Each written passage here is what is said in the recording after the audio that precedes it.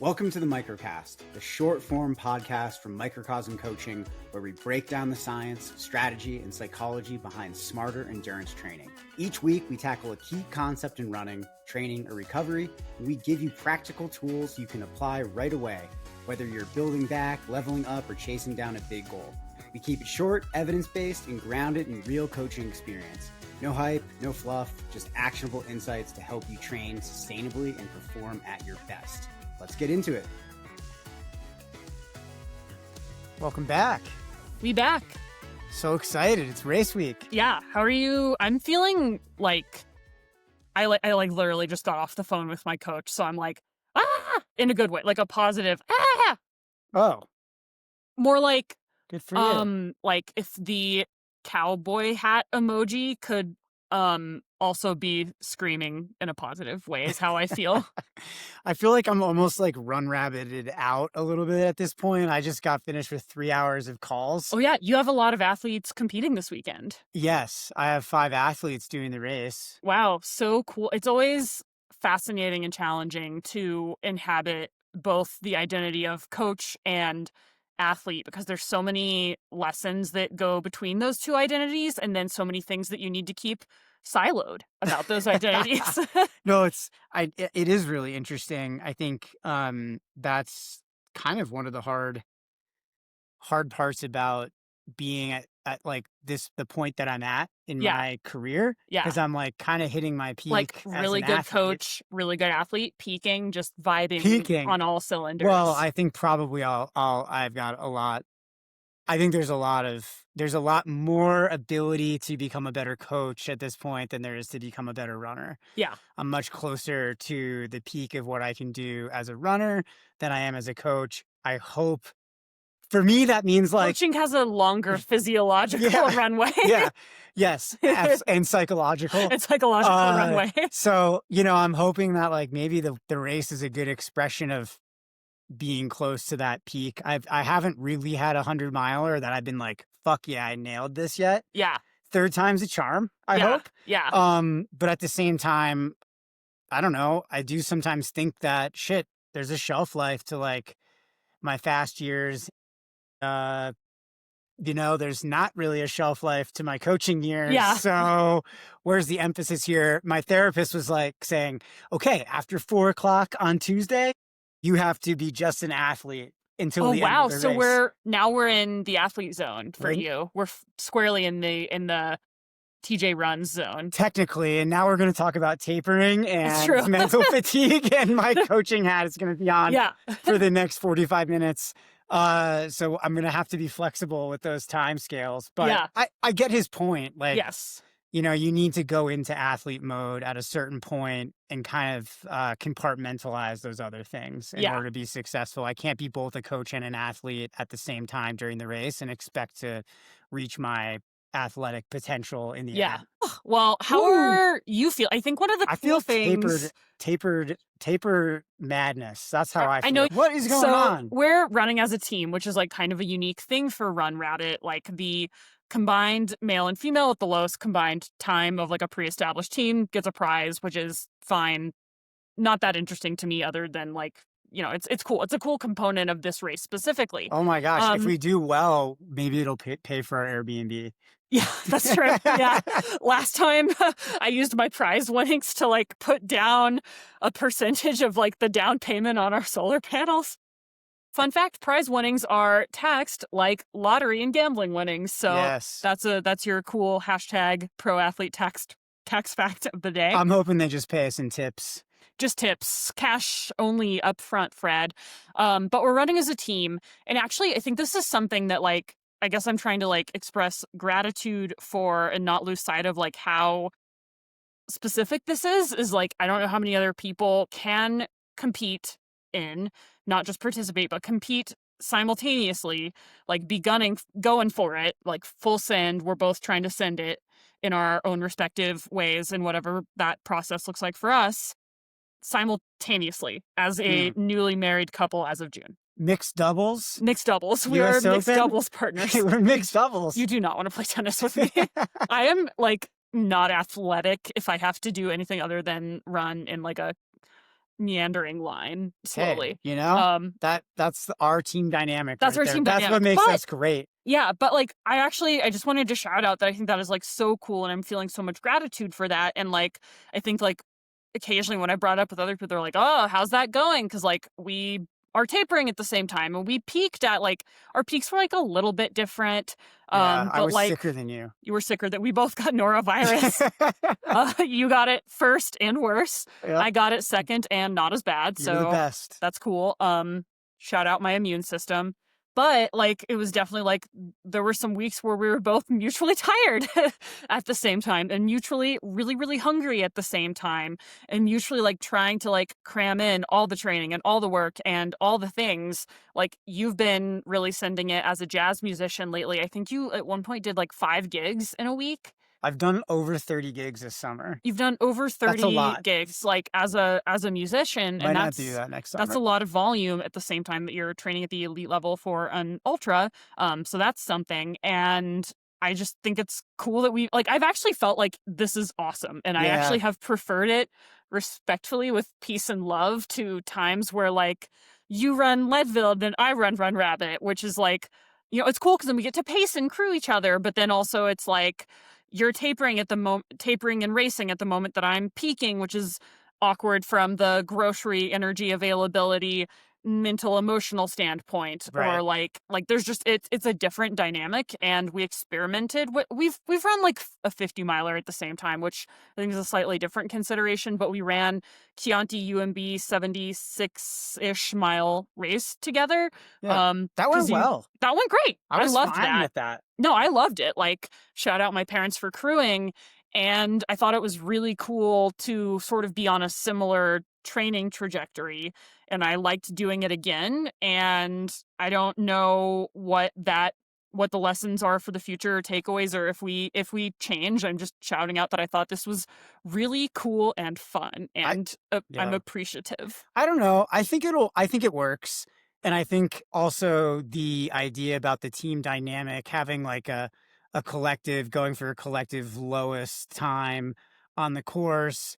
I don't know. Like I actually hadn't thought about like, oh, could that be a good extrinsic motivator Mm, to draw on in the low moments? Like Zoe's out there pushing, so like I got to keep leaning in. yeah. I And mean, like, I think that's very helpful, actually. yeah, I would say for me, honestly, feeling accountable to you and our mutually shared value of excellence is more compelling than like whatever, like the money is not that big. And like Right. in general, if you look at every life decision I've made, becoming a professional environmental journalist slash podcaster slash ultra runner slash run coach, those are not exactly the decisions of someone who is extremely driven by the value of financial security.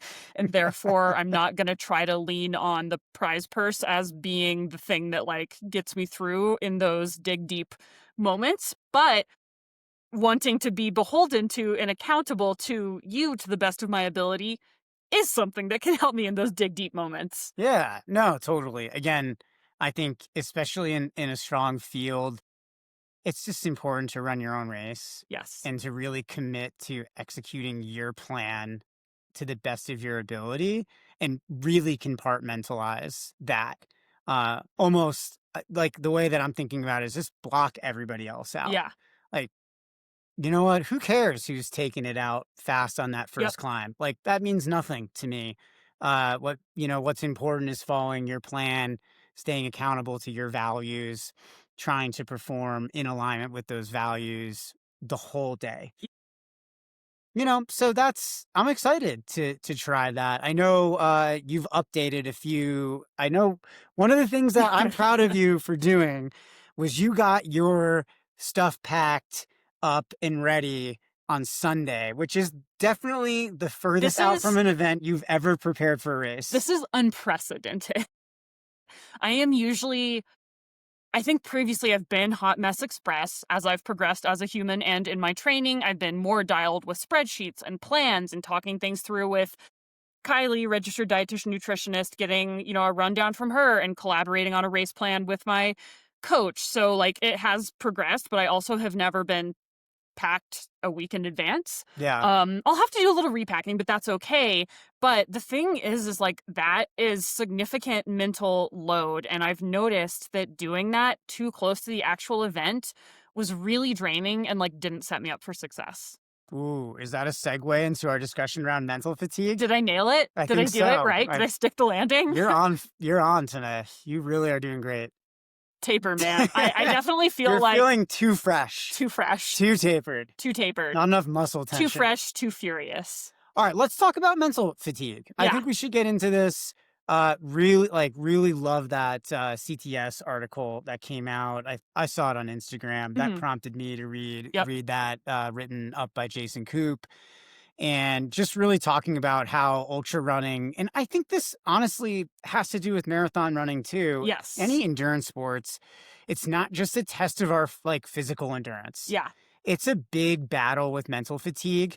And, you know, that stems from constant small decisions and cognitive load throughout the event. And when we don't, and before, and in your taper, and in your training in the months before. So if this stuff is left unmanaged, it really degrades performance. I would say almost, if not as much as physical fatigue, because how we feel allows us physiologically to perform better. Right. Like theoretically, if your body is still firing, but your brain isn't prepared to push it to do that, to make it do it, like if your foot is not on the gas pedal, it doesn't matter how much gas is in the tank. So it's so important to be able to understand that mental fatigue is real fatigue, and we need to plan and treat it as such. I think this is like one of my like things I have changed my mind about is I used to not believe this and adjust my behaviors accordingly. And that bit me in the ass enough times that I learned. We used to get into arguments about this. Yes, we did. Yes, we did. I decided that you were right when I DNF'd the Never Summer 100K in 2023 at mile 43 is when I was like, he might have a point. I might need to revise my opinion. I have gathered more data and I am ready to revisit how I applaud you for your growth and ability to change. Kind of sucks that my like sort of like adjusting my priors requires that. Hopefully I continue to become more flexible and open. But this is the thing I have changed my mind about, because like I used to be the like stay hard, like fuck it, like mind over matter. Like I am so mentally tough that like, I mean, last year before Leadville, I remember I was having to write and edit an article for the New York Times, and that was a lot. So I will not be doing that this year. And like like load is load, effort is effort. And mental fatigue, like what we're talking about specifically here, is the psychological state that's caused by prolonged decision making or cognitive effort. So, you know, it's not something that like, again, like lowers those like metrics of performance directly, but it can increase your perceived exertion and just make everything feel harder. And research actually, when you look into this, estimates a few percentage points lost from mental fatigue. One study actually was like, on aggregate, it could be up to 45 minutes in a 100 miler. That is decisive. Yeah, like seriously. Whatever level you're at, you're never at a level where you're like, yeah, I'll just leave 45 minutes on the table. Dude, I would have loved to have gotten 45 minutes back at Chianti. Yeah. After the car breaking down in the morning and just not setting good enough boundaries going into that race. I really felt like it was like a 45-minute difference for me. And like, it was just not fun. In my new mental model, like I think there's some things in like fitness training and race execution that feel like trying to find pennies under the couch cushions. Yeah. This is $20 bills on the counter. So like you are dumb to not pick this up. So where does it come from? It comes from constant small, sometimes seemingly trivial choices like red gel, blue gel sort of problem, or overly complicated race plans that create more decisions under stress. Like if you have a 10-page spreadsheet or multiple gear bags, a shoe quiver that's following you wherever you go, that's something that might negatively impact your race performance. So maybe you can break down why this is so important for us, TJ. So the brain and body are tightly linked. In fact, they're one discrete system. They're a thing. It's a thing. Yeah, like the body brain, that is not, it's body brain. is how I It is talk about it's it. one discrete system, but there is this idea that there's a central, the central governor theory. There's an idea that the brain does have a big control over what our body's able to do. And if we perceive, go ahead. I always think of my central governor as like, hello, governor. Like, and that is the voice it has. Really?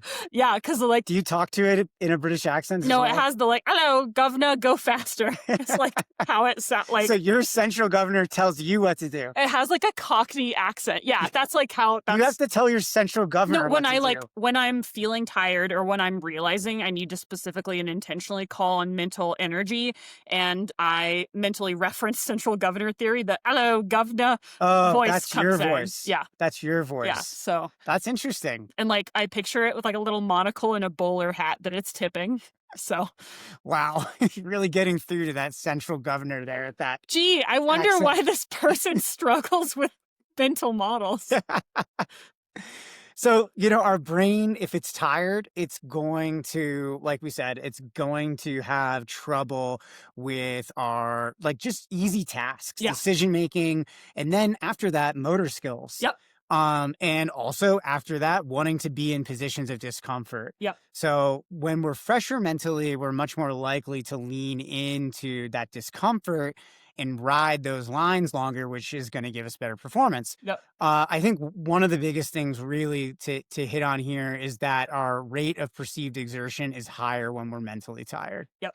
And so that makes paces that once are very comfortable and easily sustainable, less sustainable and less comfortable, not good for performance.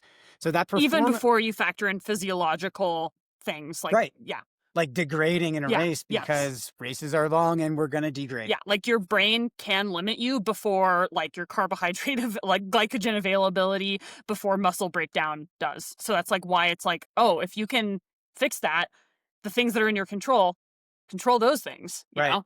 Right.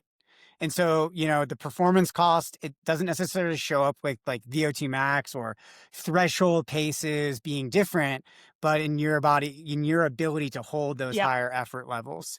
And so, what do we do about this? Because if this does have such a significant impact to our race performance, what are some things that we can think about that are going to put us in a better position to perform as well as we possibly can? I mean, geez, put so much time into all of this. Why would we overlook something like this? A mantra I would impress upon people, and especially people named Zoe, is simplify, limit, eliminate every decision. Love that. Like I remember acutely at Run Rabbit 2 years ago, I had a bag of like all my warm clothes and I was like, TJ, get me the purple jacket. And of course, all of my jackets are purple.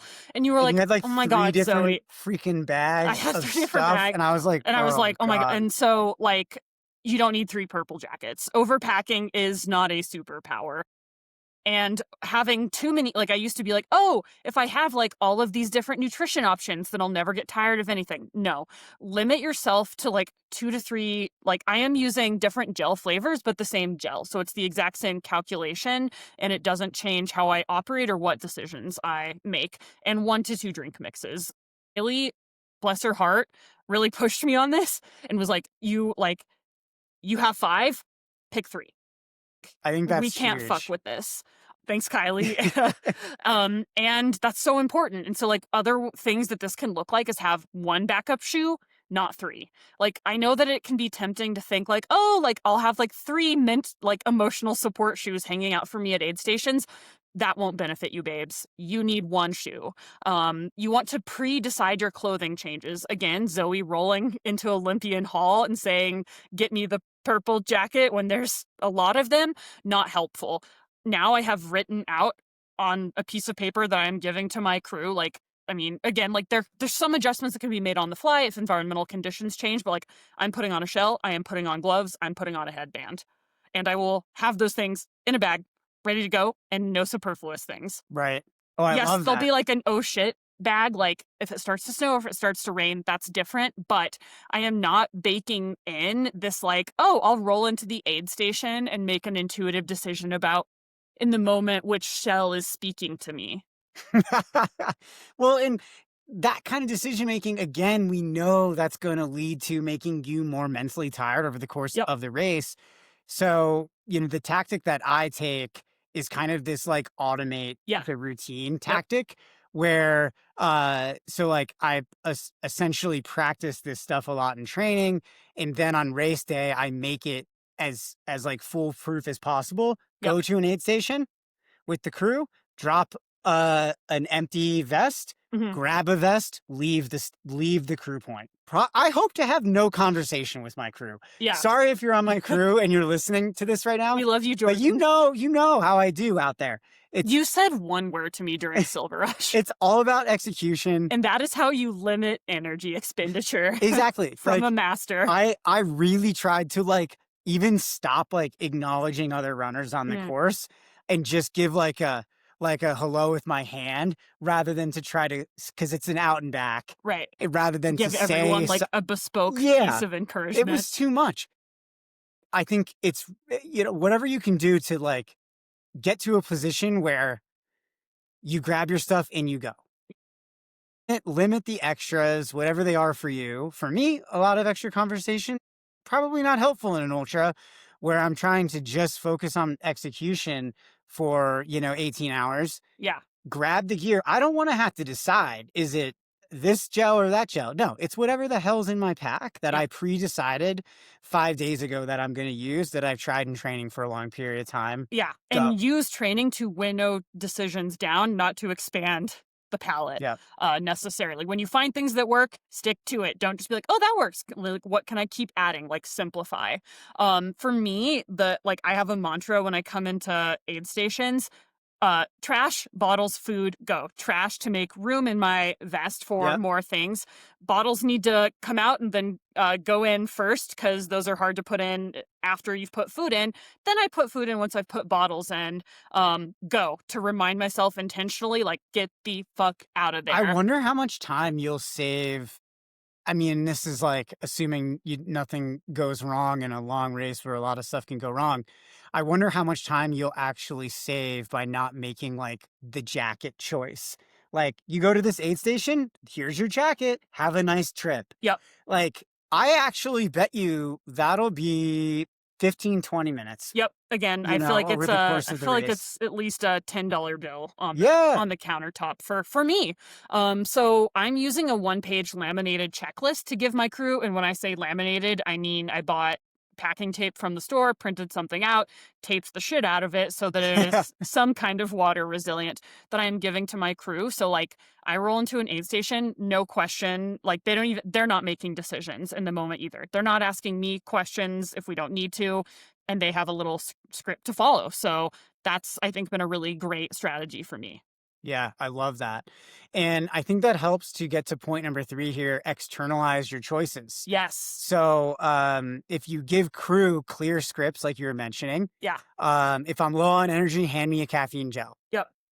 If I'm cold, give me the jacket. Yes. If it's snowing, give me the hat. Yeah. And you pre-bag nutrition by hour. So there's just like no in the moment guessing and having to make a choice out of like a pile of fuel. I remember like, at Rabbit actually a couple years ago, a really strong elite athlete came in and their stuff was just like kind of like yard sale on this blanket. And he was just kind of like, all right, I don't know, maybe that. And I was just like, boy, we're wasting so much time. Yeah. Like, having to decide. Yeah. I have like just a few notes on a little card that just says like, this is a 90-minute segment. Expect to be there at this time. Yeah. And if there's a really important fueling thing, I have it written there. Yeah. If not, I'm just drinking what I have there in the front and then moving to the rest of the stuff that's in storage in my vest and just systematically going through. no real thought, because like I trust in what I have there, that it's exactly what I need. Another strategy that helps us externalize that is you and I both, and I think something that's so fun is we reuse these same Ziploc bags, but we make a discrete Ziploc bag for every aid station crew point that we get. So it basically is like a to-go kit where the crew they're not like sourcing things from various bags. They're not putting together a gift bag. They are handing me shit out of a Ziploc that says, here is what you are handing me. So that we can double check and make sure there aren't mistakes, and they can hold me accountable, and it again just simplifies things. And we continue to reuse the same Ziploc bags, which is like so fun to like I had a bag that I used at the Dry Lake aid station years ago, and like that's so fun. That's nice. I love that. It's like I love that these and there was another one that I was like, oh my god, this Ziploc bag's been to like Italy and Argentina. Like this Ziploc bag is so well traveled. Like way to go, bud. And there's no in the moment guessing. There's no decisions being made. Things are ready to go. And again, that sort of forces you to think about these things far in advance. Like, shout out me, I packed all of this on Sunday. Yay! So that's the deal. Pre-plan your logistics. You could have some rules like if-then rules are helpful. If hot, ice bandana. If stomach's upset, mashed potatoes. Time-based switches to like headlamp at 6:30, shoe change at midnight. Yeah. And also train your brain. Yes. Rehearse fueling choices late in long runs. Rehearse how you're going to enter and exit aid stations and crew points. Use your car as an aid station in practice in a long run. Yeah, it's so helpful. And you could also do a simulation with your crew to practice like what it might be like to be in an aid station as part of your like your routine and your like crew meeting before your race. Love it. All right, so we're kind of almost done with our tapers, but the big thing that we wanted to talk about today was 5 ways to nail your taper. 5 ways, 5 things. There's 5 only things 5. To do. There's only 5 things. And the thing that is so cool is the exercise physiology perfectly and neatly slots itself into tangible 5-point takeaways. So this is an amazing and absolutely not at all unproblematic framework to present people with. I jest. But I think it does help like break it into discrete things and sort of gives us, again, like a framework for making sure we hit various points with sufficient nuance. So I really wanted to talk about this because like let's define what tapering is. It's an intentional reduction in training load before the race. So the idea here is to show up fit and fresh. Those things can be tough to balance. A lot of times you also have to balance it with athlete fears, like losing fitness, not doing enough, which leads to something that a lot of people refer to as the taper tantrums, which is a thing. I've also like had the taper flu. I've definitely had times where I feel like, why do I feel like I have a low grade, like cold? Like I just feel not that great in a tough. taper. I don't feel that way this year. Definitely felt a little like not great going into Leadville. 2 years ago, going into Run Rabbit, I convinced myself I had a sacral stress fracture and saw 3 different medical providers that were like, you are seen and heard, and no. You've gone mad. You have the taper madness. Yeah, they were like, I think your hip flexor is a little tight, and they were right. Shout out to my empathetic healthcare team. But the exercise physiology science reality here is you don't lose aerobic fitness in 1 to 3 weeks. And the taper consolidates adaptations, restores glycogen, and reduces fatigue. So we are balancing and examining trade-offs in this process. So that's the framework we're looking at today. All right, let's talk about cutting volume. So when we're tapering, we want to cut volume, but we don't want to cut everything. Yeah. And so what this means is we're going to run less, but we're not going to stop running. Yeah. If we're doing workouts, we're going to do workouts, but we're going to do a reduced version of those workouts. So practically speaking, what could this possibly look like? Say you have a 2-hour long run, that might become 90 minutes the week before your race.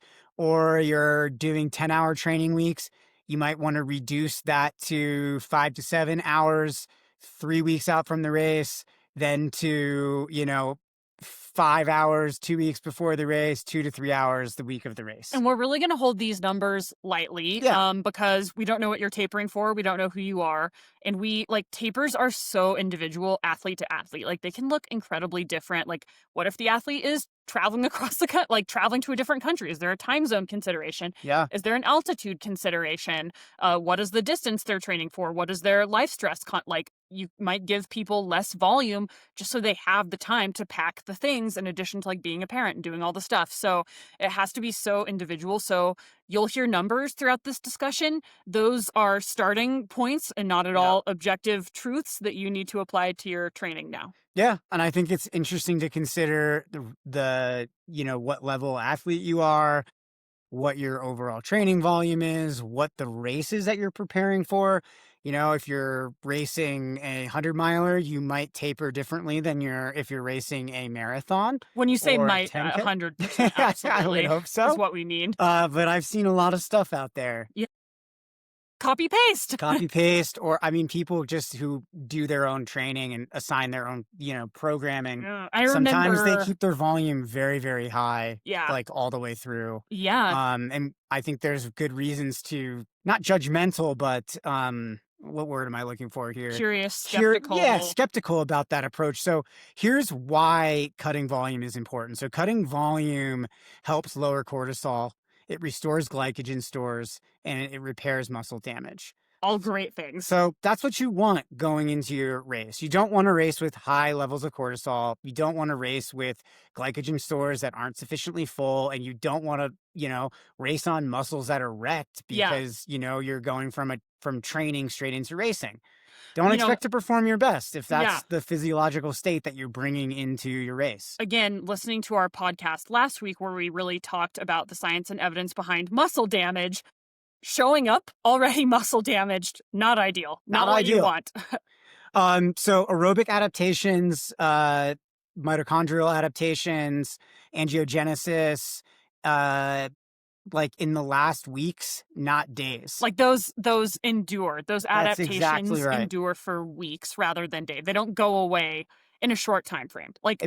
Building an aerobic base is the project of a lifetime of training, and it takes significant detraining to undo. Yeah, and you need that time, particularly because if you really are pushing yourself in training, there's going to be fatigue that's covering up fitness going into that taper, and the taper is what allows that fitness to come to the surface. Yeah. And then really show up for you on race day. Yeah. So, you could think of it as I like this idea of you're freshening up. Yep. Rather than losing fitness. Refer to our podcast on timelines. I think it's called minimum timelines for adaptations, or minimum, the minimum dose of training you need to do to maintain fitness. I think that's the exact title. I think my can I get people to listen to this title was how quickly do you lose fitness? ? Right. That could have been it. So, just think about it. You can listen to that podcast episode. The timescales we're talking about for taper 1 to 3 weeks are not the timescales that we would associate with losing fitness. So essentially we're looking for, the physiological benefits and the psychological benefits of freshening up, tapering, lowering the volume, getting into more of a repair state. And again, we want to talk specifically about the physiological underlying principles here, because I think that really empowers people to make smarter decisions about their training, because when you understand just the reality of what's happening in your body, that gives you a better prior to operate from, as opposed to I feel anxious about my preparedness, therefore I'm going to go hammer a workout. Yeah. So, if you lower your training volume, you're going to be lowering your cortisol levels, because higher training produces more stress. So that stress hormone cortisol is going to flood your system. It's also tough on your nervous system. Mm-hmm. So when you cut hours, it allows your system to come into more of a rest state. Yeah. So your parasympathetic nervous system is active. And in that state, you're going to have a lot less cortisol, a lot better immune function. You're going to be able to restore your glycogen stores, and it's going to help you get ready to race. Yeah. Lowering those hours, also allow you to start to ramp up and store extra carbohydrates, which is really important for these big, long endurance races, like 100 miles, those carbo loads, really, really key. And we get key aerobic adaptations during this time too. Mitochondrial density improves. Well, yeah, Go so ahead. what we're talking about here is adaptations like mitochondrial density, like dense capillary beds, like oxidative enzymes. Those things are really stable. Like, it's pretty hard to move the needle on those things, and they don't disappear in a week. Like, your Exactly. mitochondria aren't going to check out if you take a rest day, or if you taper a little bit. But physiologically, the thing that drops the fastest is fatigue. That's awesome. Shout out to the human body. That's real convenient because you don't it is great that you can rest and adapt, continue to adapt, continue to Maintain. maintain and showcase fitness while fatigue lowers. Let's talk about kind of that key factor in this of maintaining intensity. We just talked about why we want to drop volume and the benefits there, but why do we want to maintain intensity? Yeah, so one, and this is again going to be different for everyone. You don't need to go bang out 400s the week before your 100 miler. I remember once Killian did the Ellingwood Traverse during his taper for hard rock. It was very easy for him. That is really bold and cool, and not something I would recommend doing a 6-hour class for him, technical mountaineering adventure. It's very easy for him. Again, taper should be as special as you are, babes. But we do, intensity is not something we want to do away with wholesale. So we don't want to ditch speed, but we will think about reducing the duration of intervals and time at intensity. So what we're talking about here is that intensity can help preserve that VO2 max that we've worked really hard to build. It can help with cardiac output and muscle recruitment. Again, your brain's ability to say muscles run fast, and the ability of particularly your fast twitch muscles to say, oh shit, yeah, okay, I should run. Intensity, keeps all of those things high, and it helps keep lactate transporters, the MCT1 and MCT4, active, so your muscles will stay good at clearing and reusing lactate. So a lot of times, again, very individual, I like to give my athletes a little tempo, a little threshold workout in the lead up to their races, or surges and strides, because strides specifically can help keep those fast twitch muscle fibers recruited and sharpen that neuromuscular pathway. They also can restore muscle tension, so think springiness and connective tissue. You don't want to show up totally flat. If you just do 3 weeks of only easy running, that, again, individual variation here, take into account the specificity of your event and all things here with a grain of salt. You don't want to show up with flat legs. Surges and strides can be a great way to just keep things, keep a little tension in those rubber bands. And that is that muscle tension is something that can decline when volume drops. Let's talk about frequency here. So you really want to keep your weekly rhythm the same. If you are a 5-day-a-week runner, keep it at 5 days a week. If you reduce, probably only cut back by a day or so. Yeah. I do like for some athletes to grab that extra rest day going into a race. I do like an extra rest day. Usually if it's a Saturday race, the Thursday before, to just let's clear the shelf here. Let's really get all the fatigue off the table, because I think the risk of okay, we're weighing a little bit of maybe we lose a little muscle tension, maybe we lose a tiny bit of pop, or these hard to quantify things, but we get a day where cortisol drops, glycogen stores full, measurable, demonstrable benefits to a lot of athletes. Again, varies by individual and your race, and if you're traveling and all of those things. So yeah, and I think also for a lot of folks who are busy, having that extra day off just really helps to take some of that stress off. Yeah. Provide some more space for that mental taper. Or to travel to the get to the race. Get to the race and all of that. So a mistake that I see a lot of self-coach athletes make is adding too many rest days in that taper period. This was my biggest mistake early on in ultra running. Yeah. When I self-coached. You really want to keep those efforts short and easy, 60 minutes or less. I like a 4 to a 5 out of 10 RPE. Love that. Mixing in a little zone 2 is fine. But we're not trying to create fatigue. We're trying to maintain muscle tension activation, those neural pathways, and just, stay sharp for race day. So let's dive into just like briefly touch on the mechanics behind the importance of frequency. So yeah, I think this is huge. Frequency helps maintain your motor patterning. So that's like your stride, your coordination, and neural efficiency. Again, running is basically just practicing. So get those, it's like a few more touches, we're not going to lose those touches. Even short runs can keep metabolic enzymes like hexokinase, which helps store glycogen, ticking over because your body's like, okay, yeah, I'm doing activity, so I'm going to do things that are beneficial for doing more activity. Too many rest days can lead to parasympathetic overshoot. This isn't something that I want athletes to be like walking around in the world like paranoid about or overly thinking about.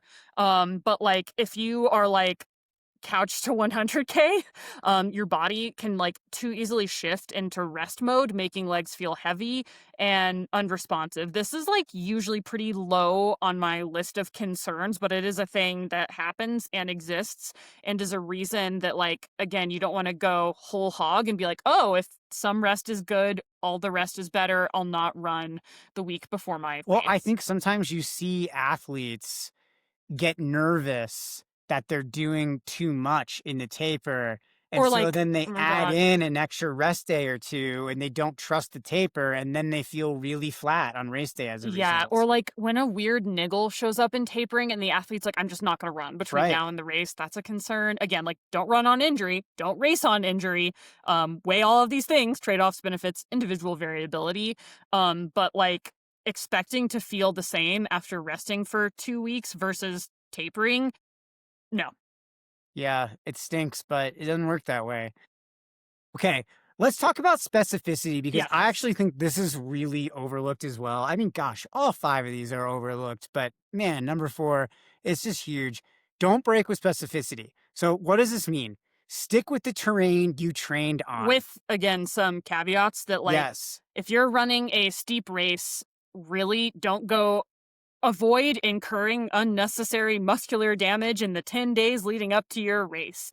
So just because you're running hard rock, please don't do your shakeout run on the steepest part of the hard rock course. So like, again, protect your quads, protect that muscular damage. So again, like all of this within reason, with nuance, with caveats, with individual variability. So what that might look like in practice, if you are a hard rock runner and you want to stay specific getting into your taper, well, that you're racing on single track. So do your shakeout on single track. Like don't do it on the tread. Don't just jump to the treadmill. Go to the easier parts of the profile. Yeah. Go to those dirt road sections like you might see coming into Ure or going into Telluride. I don't know. Like find the easier segments. And this is like a little less aimed just at like mountain and ultra folks than like a lot of like I think road and like again like of course if you're running hard rock, don't do your taper on the track. If you're racing a track event, don't do your taper on the hard rock course. Like that's really broad strokes what we're saying here, and it doesn't have to be too much more complicated than that, because while adaptations are terrain specific, there's also terrain specific like considerations that go along with that and complicate that. I usually tell my athletes to avoid steep downhills within 10 days of their key event, just to like really be protected. That doesn't mean we have to like pussyfoot on every downhill. It just means like we're not sending it on the final long run in the build. Yeah, but just think about the fact that, running on trails, you have eccentric quad strength as a result of that, ankle proprioception, downhill economy, roads. You have also the repetitive efficiency that comes from having the same stride over and over again, that smooth turnover. Those are things that you probably want to be touching during your taper. Yeah. But we're just toning that volume and intensity down yeah. on those things. So within reason. Yeah. Within reason. Within reason, again, folks. like if you're racing CCC, but you don't have the rock and roll lifestyle of a pro ultra runner, don't freak out if you're doing some shakeout runs on the bike path in Sham or like in Des Moines. Like that's fine. Right. Like all of this, again, caveated, and don't let perfect be the enemy of good enough. So let's talk about managing the mind game. Point number 5 here. This is the biggest one. This is tough. Like the number one mistake I see athletes make is they let how they're feeling and external things about the event. And like, I get it. I've done it too. And it's like, we all have human brains. None of us are above it. But so often we see people where their brains are at war with the reality of physiology and gravity. Gravity and physiology will always win. I am also disappointed by this fact. I am devastated that the Earth's gravitational pull doesn't care about my feelings. I am devastated that like cortisol and angiogenesis care not for my mental state. They don't give a shit They about don't. that. And this is very unfortunate. However, I've progressed enough and seen the benefits of like making sure you're training. The primary objective is to like provoke the adaptations, not to meet an emotional need, especially in the build up to events where emotions can run high. We put pressure on ourselves. Things can, like, I get it, man. Like last year, I remember I was like, proud of myself. One specific thing I've done, I've deleted all apps off my phone, no social, no email, staying in my own lane, Let's hydrated, go. thriving. My God. Because last year I remember seeing in the lead up to Leadville, like so many like really cool people that are awesome and I look up to were like, oh my God, it's been like just, I've been living in Leadville and like I've had the perfect summer of training. And I got really in my head about it. So I was like, man, like my training hasn't been perfect. I haven't, like, I don't have the privilege of like doing, like, that's not my lifestyle currently, though, obviously folks work hard to do so. And I don't want to like, and I'm not impugning anyone here because that was my narrative I was foisting on people. So don't let narratives guide your training decisions. And even better, eliminate the potential for narratives to enter the picture and guide those training decisions. And I think it just goes to show that when we become more aware of these narratives and the stories that we tell ourselves around these things, then we now have the power and the ability and I think the foresight to introduce new stories, restructure our thoughts in a way that serve what we're trying to create. So like when we're managing this mind game here, we should expect taper tantrums. Yes. Yeah. Like nerves, crankiness, heavy legs, normal. Something that I always tell athletes is like, the taper is not going to feel great. No, there's always, I want to say always, but like knock on wood, I feel great, unproblematically fine. But like I've had tapers where like, again, I thought I had a bone injury last year. Like I thought I had a cold, like some niggle that I've never had before popped up. I feel tight. Like some shit happens that is scary and weird, and you're also paying more attention to it because you're thinking, oh my God, my foot kind of hurts and I'm signed up for this 100-mile race. Oh my God, all I'm doing is thinking about my foot and this 100 and extrapolating how that's going to feel. Everything is amplified. Your attention and your focus ends up on the small things during the taper. And I've seen in myself and in athletes that I've worked with for many, many years that there is a expectation that the taper has to be perfect. And so we're really hyper fixated on anything that could be going wrong. Our negative bias really comes out in ways that's not supportive. So just, remember to go into that taper expecting it to feel weird. Use extra time in that taper for sleep, nutrition, race logistics, get it all done as early as you can. Stick to the taper plan that your coaches laid out for you. It's really, really important for the reasons we discussed above. And also just remember that this recovery is really integral to performing well on race day. So even though it's not sexy, it feels kind of blah and boring. If you embrace it and trust it, you're much more better off on race day than if you end up second guessing yourself and taking action that appeases your emotional state around the situation rather than actually affects the outcomes you're playing for. Because the truth is, there is nothing you can do in that 2-week period that will meaningfully, positively impact your fitness. You can only screw it up. You can only screw it up. So like, we all, like, the cliche is hay is in the barn. That's like, you can't put more hay in the barn. Like, the only like sort of timeline of adaptation is like, you're not really gonna like meaningfully improve motor recruitment and neuromuscular stuff, you're going to maintain it. So that's why we want to do that. But like, you can't improve VO2 max in such a short time. You definitely, like, you can't move the needle on aerobic fitness. Like, these things don't budge in that time scale. So again, that's why we don't just talk about the science, because it's like fun to sit around and talk about angiogenesis, though I do feel like so fancy and like my little central governor with like a bowler hat and a monocle whenever I say angiogenesis. Yeah.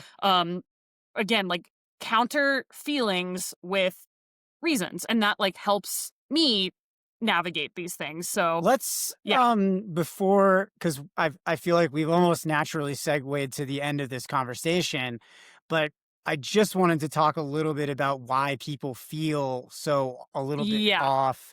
I don't want to gloss over that. Yes, it's, you know, it's normal for mood to be off during tapers. Reduced training, that reduces our endorphins. And so our mood, our energy responds to that. Cutting training really, really does have an effect on how we feel. And we have to trust this is important for the process. So rest shifts the balance towards a parasympathetic nervous system, as we mentioned earlier. And so that makes things feel more sluggish. We're in more of a repair state in those moments. This is where, again, tissue repairs, glycogen storage starts to improve and hopefully peak, like maximize before the race. Optimize. Optimize. Sleep during the taper should also increase as that parasympathetic nervous system starts to really turn back on.